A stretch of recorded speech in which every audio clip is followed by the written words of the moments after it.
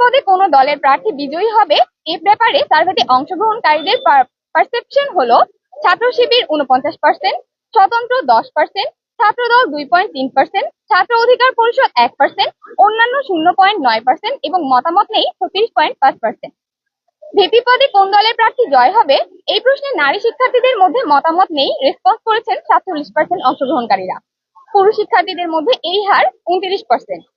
GS পদে কোন দলের প্রার্থী বিজয়ী হবে এই ব্যাপারে সার্ভেতে অংশগ্রহণকারীদের পারসেপশন হলো ছাত্র শিবির 31%, স্বতন্ত্র 20%, ছাত্রদল 2.6%, ছাত্র অধিকার পরিষদ 1.9%, অন্যান্য 2.1% এবং মতামত নেই 41%।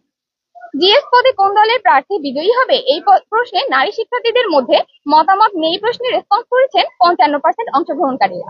পুরুষ শিক্ষার্থীদের মধ্যে এর হার ছিল 32%।